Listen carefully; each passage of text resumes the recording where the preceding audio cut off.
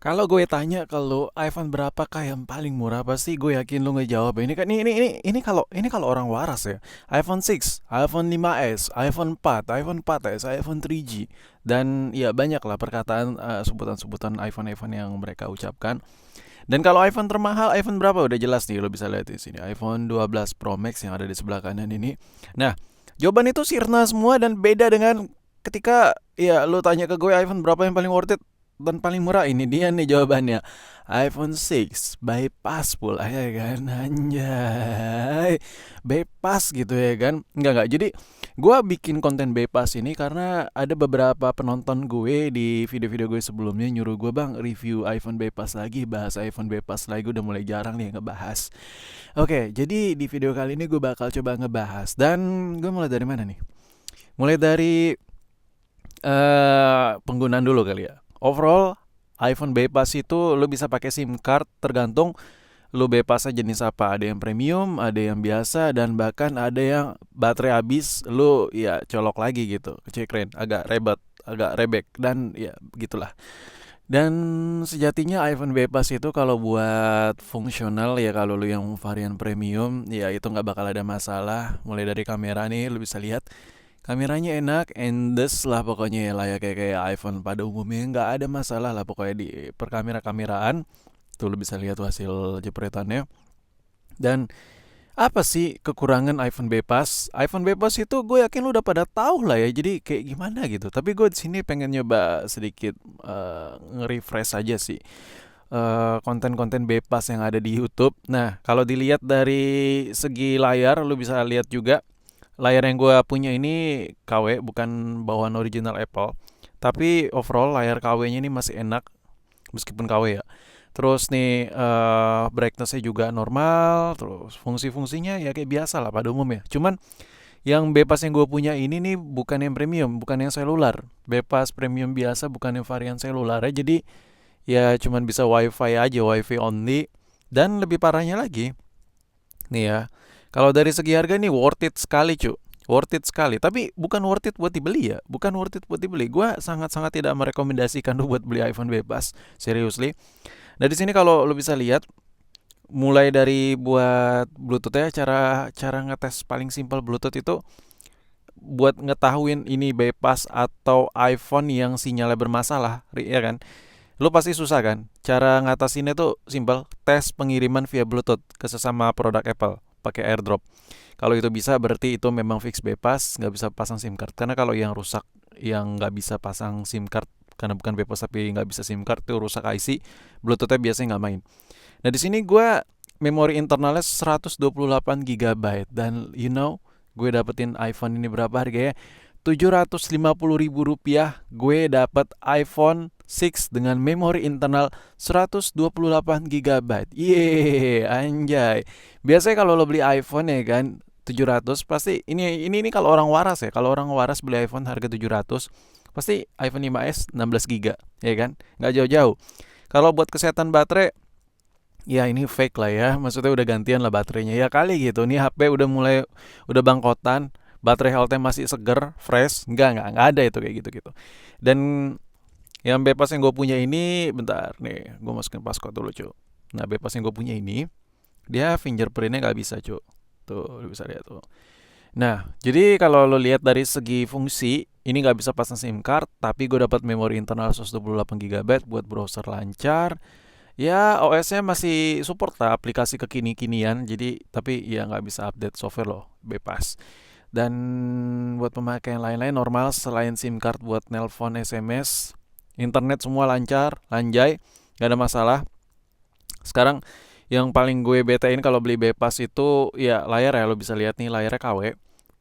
Ada sih, gue bukan tipikal orang yang suka beli bebas ya, jadi gue nggak tahu sih bypass yang dijual di pasaran Indo itu masih banyak LCD yang ori atau enggak. Tapi setahu gue yang seller-seller yang jual bypass tuh pasti rata-rata tangannya gatal gitu. Anjir nih layar ori nih, gue jual aja lah kali.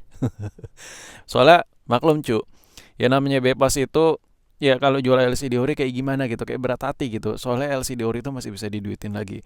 Nah terus yang gue dapat yang unit bypass ini gue nyuruh orang ya buat beli ya. Jadi dia COD gitu. Ini dari sananya udah nggak ada baut bawah, baut bawahnya udah nggak ada. Terus ya lu bisa lihat nih kaca kameranya masih ya bukan bukan yang ini ya. Kaca kamera bukan yang plastik gitu, gue dapet yang kaca bahannya. Terus ya fisiknya beginilah ya. Ya namanya HP bekas. Kalau kondisi fisik random, iPhone Bepas itu ada yang jual mulus banget. Gue ngeliat di iklan sih, tapi gue nggak beli gitu. Terus ada yang jual apa gitu, kayak ya layar retak. Tapi banyak loh yang jual bebas layar retak iPhone X, iPhone 8, 8 Plus banyak banget layar retak. Karena layar orinya gue yakin sih pasti dijual. Dijual berapa ya, habis itu beli LCD yang KW-KWan, bahkan paling diganti retak gitu. Dan namanya juga cuan ya kan, tapi ya udahlah ya. Dan gue beli HP ini juga terpaksa men, karena penonton gue cukup banyak yang buat konten yang agak unik bang tentang iPhone lagi. Kalau bisa yang bebas-bebasan lu bahas. Nah, jadi gue agak bingung. Gue pengen ngebahas bebas tapi unit bebas nggak ada. Gue dulu punya unit bebas tapi udah gue taruh mana gitu lupa ya kan. Ya kali gitu bebas gue simpen-simpen gitu. Dan akhirnya gue bikin konten, gue nyari-nyari lagi unitnya. Dan gue dapet iPhone 6 ini 128 dengan harga 750. Dia buka harga kalau nggak salah hampir sejuta apa, tapi ditawar sama orang gua. Gue nyuruh orang sore. Untuk LCD lu bisa lihat sendiri nih LCD KW. Tapi kalau buat LCD KW itu grade-nya beragam, Cuk. Grade-nya beragam, dia ada yang kayak grade yang agak menyerupai aslinya, ada grade yang rendahan sedikit yang dimana tuh nih lu bisa lihat nih, ini bukan grade yang menyerupai aslinya, ini grade yang masih nyaman dilihat lah, nyaman di mata lah. Cuma perbedaannya brightness-nya nggak pekat ya kan, satuasinya agak sedikit berbeda dengan LCD bawaan. Kalau yang LCD KW menyerupai aslinya itu dia benar-benar sama, tone warnanya itu sama sama LCD original Apple.